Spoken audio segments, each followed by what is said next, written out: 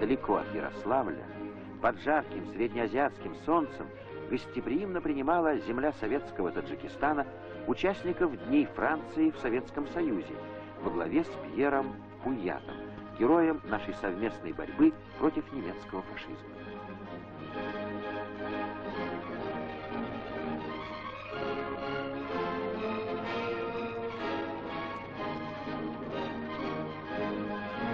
Французские гости интересовались, как строится работа Республиканского общества дружбы.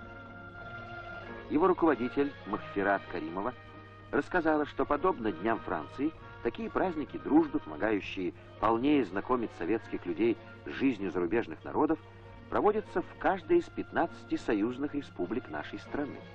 И наши гости получают возможность ближе узнать национальные обычаи, культуру и современную жизнь всех братских народов Советского Союза.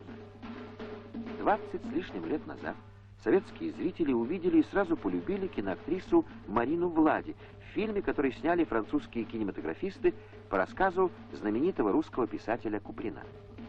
С тех пор французская актриса неоднократно снималась в советских фильмах. Ее общественная деятельность как члена Президентского совета общества Франция-СССР пользуется у нас не меньшим признанием, чем ее искусство. На встрече с ректором Таджикского университета, академиком Булатом Бабаджановым, французские гости узнали о том вкладе, который вносят деятели науки и культуры нашей страны в дело взаимопонимания и сотрудничества между народами. Во время Дней Франции в СССР советские люди познакомились с творчеством лауреата Международной Ленинской премии мира французского художника Жана Эффеля.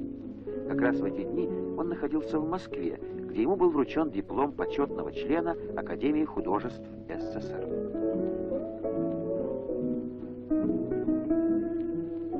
Фотовыставка, организованная Республиканским отделением общества дружбы, городскими властями и профсоюзами, дала возможность жителям Душанбе как бы вдохнуть воздух парижских бульваров, улиц. Снова ощутить мощь и размах революционных традиций французского рабочего класса. Услышать звуки интернационала, которым французские трудящиеся приветствовали в Париже товарища Брежнева.